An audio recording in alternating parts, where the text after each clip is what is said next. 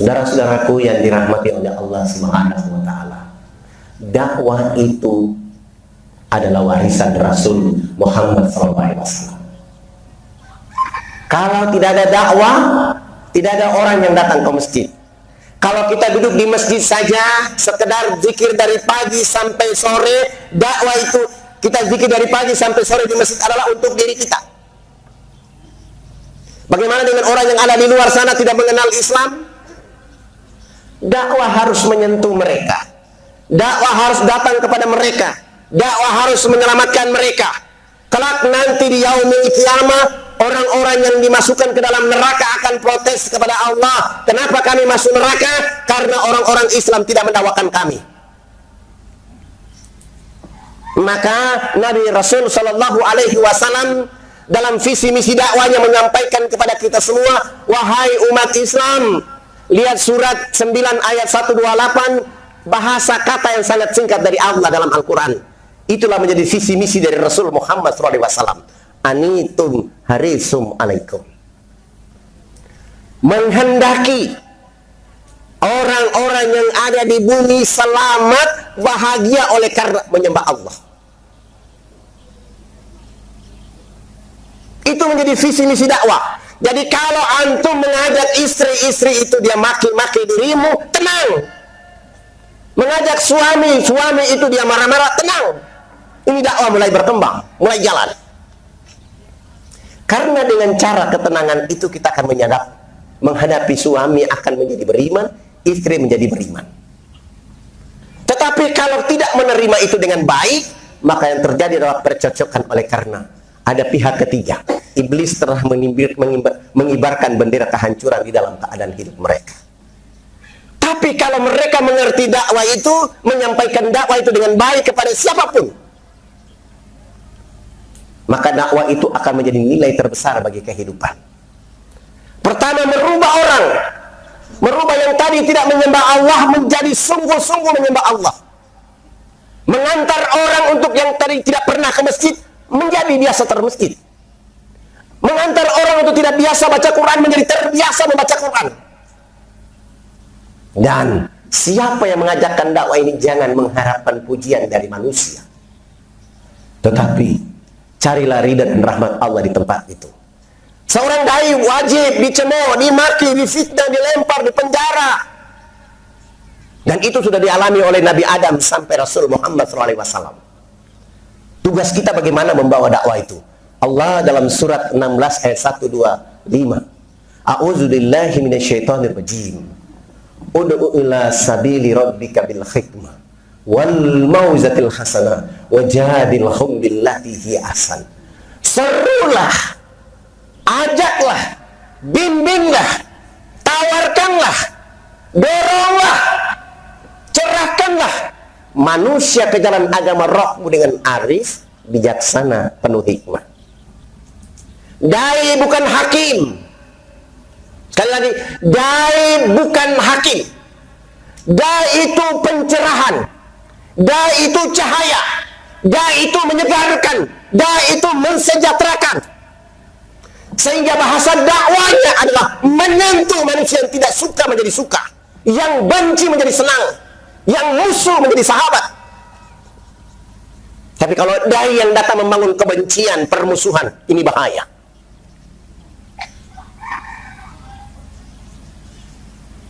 Tugas kita mencerahkan, mencerdaskan, memberdayakan, mengkaryakan agar mereka dengan benar-benar beriman kepada Allah. Kalau ada teman kita, sahabat kita yang salah, keliru, antar dia kepada pintu yang benar, dengan bahasa yang benar, dengan cara yang benar, dengan cara yang arif, dengan cara yang bijaksana. Jangan sampai engkau menjauhkan dia dan dia membangun kebencian dengan engkau. Jangan menyalahkan orang. Jangan menghukum orang dengan bahasa-bahasa yang mengatakan ini orang yang keluar dari agama ini. Tidak. Karena seorang dai itu menyampaikan bahasa yang menghibur mereka supaya dia tahu kalau hari ini dia tidak ke masjid itu bukan masalah, tapi suatu saat dia akan berubah pikirannya ke masjid karena dakwah yang menyegarkan itu. Gunakan lisan ini menjadi kebaikan, sebab nanti suatu saat lisanmu tidak bicara lagi, yang bicara adalah tangan, kaki. Maka manfaatkan itu untuk kita menyampaikan pesan kebaikan kepada semua orang. Ada orang menyampaikan berita kepada kita, olah berita itu. Jangan langsung menanggapi berita itu, nanti akan hancur kita karena terlalu cepat menerima berita dan tidak mengolah berita itu. Langsung membuat kita menjadi bertentangan dalam hidup. Maka seorang dai punya tugas dengan kemampuan untuk bagaimana mengolah kalimat-kalimat yang datang menjadi informasi itu menjadi kebaikan kembali buat orang yang tadi datang kepada kita. Ketika orang itu datang menyampaikan kalimat fitnah, cemohan, hoak, bawa orang itu kita bicara dengan baik-baik kepada dia. Boleh jadi itu menjadi lahan dakwah bagi kita. Bapak Ibu yang dirahmati oleh Allah Subhanahu wa taala. Nabi bekerja dengan dakwah yang keras, dengan santun walaupun jadi fitnah. Seorang nenek tua menyampaikan kepada Rasulullah Muhammad SAW, wahai pemuda, saya kasih tahu kau bahwa di Mekah ini ada pemuda yang bernama Muhammad, itu orang gila. Pemuda yang bernama Muhammad itu sedang memikul kayu bakar nenek tua ini.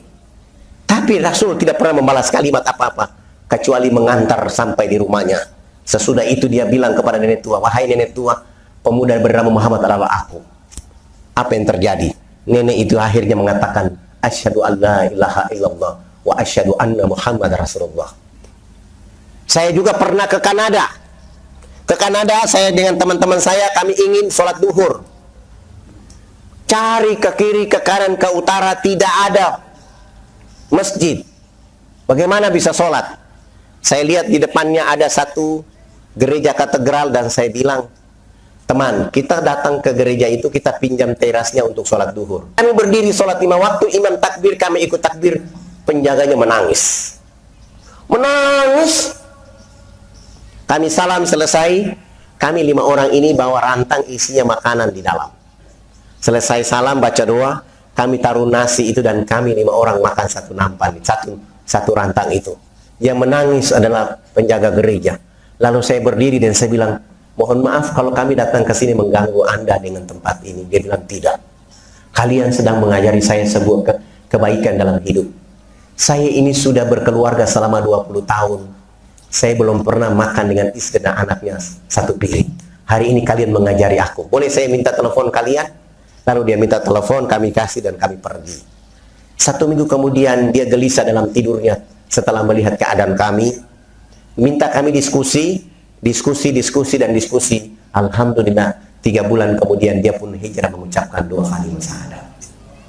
Setelah 3 bulan kemudian dia cerita, ini kakek saya yang punya. Kakek saya meninggal dikasih ke ayah saya sudah meninggal, saya satu-satunya anak dari mereka. Saya sendiri yang jaga, dengan keluarga yang menjaga tempat ini. Selama saya jaga tidak ada orang yang masuk. Yang sekarang saya doa Islam, kita rubah dia menjadi Islamic Center. Kekuatan dakwah yang sederhana itu akan mengolah orang mengenal Allah dan Rasulnya.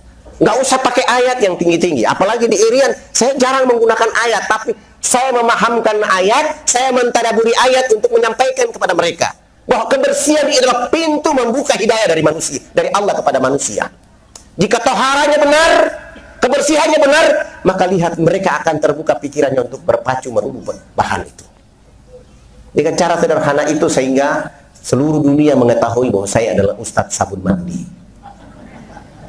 Kenapa? Karena saya hampir tiap tahun impor sabun dari Jakarta, Makassar, itu hampir 100 ton.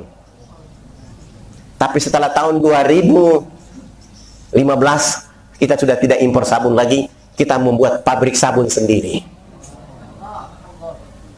Dari mana? Dasarnya tanah liat, dan yang kedua sabun terbaik menurut penelitian dari Badan Penelitian Obat dan Makanan adalah sabun dari buah merah untuk wajah.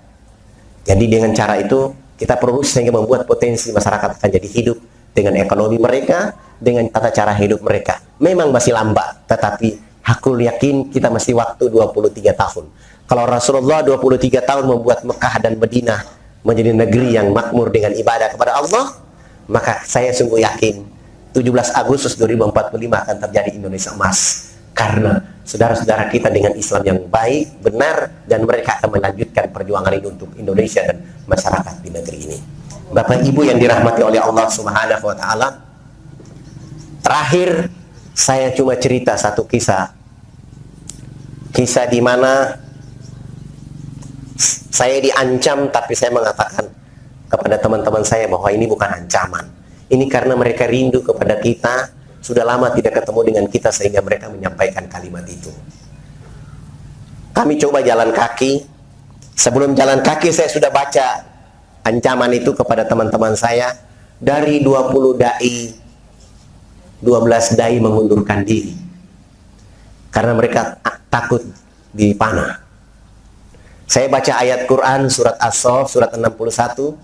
Ya ayyuhalladzina amanu ya ayyuhalladzina amanu hal adullukum ala tijaratin tunjikum min azabin alim. Hai orang-orang beriman, maukah aku tunjukkan kalian sebuah bisnis yang membuat kalian tidak pernah rugi? Tu'minuna billahi wa rasulihi wa tujahiduna fi sabilillah bi amwalikum wa anfusikum zalikum khairul lakum in kuntum ta'lamun. Tetap saja 12 orang tidak mau ikut. 8 orang yang ikut kami jalan. Kami naik, jalan sudah di puncak. 1 orang lagi menghadap saya, dia bilang, Pak Ustadz, saya ingat istri dan anak saya, maka saya mau pulang. Saya bilang, antum ini pelanggar surat At-Taubah ayat 24. Silakan pulang. 6 orang menemani saya, 7 orang menemani saya dan kami jalan. Kami jalan dan saya bilang, seandainya saya terpanah duluan dan saya mati di tempat ini akan menjadi saksi dakwah buat dunia. Begitu kami jalan ke atas, sudah lihat di bawah, saudara-saudara kami yang belum mengenal kami itu sudah gunakan panah, tombak sudah menanti kami di pintu gerbang kampung. Saya bilang takbir, mereka takbir dan kami jalan. Jalan 1000 meter belum terjadi apa-apa. 500 meter belum terjadi apa-apa. Begitu jalan lagi 300 meter, panah yang pertama pas kena di tangan sebelah sikut tangan kanan saya. Teman-teman saya mulai berteriak, Ustadz kena panah. Tenang, ini baru panah pertama, jangan ribut. Kami jalan lagi, panah yang kedua pas kena di sebelah sikut sebelah kiri. Begitu saya terjatuh, saya bilang sama mereka, selamatkan dirimu, akulah yang jadi saksi dakwah di tempat ini. Mereka sudah pergi dan saya baca Fatihah. Saya baca Fatihah selesai, saya bilang sama Allah, aku adalah hamba yang biasa. Aku hanya melakukan apa yang pernah dilakukan Rasulullah Muhammad SAW. Aku minta kepada engkau, panjangkan umurku hanya 10 menit saja.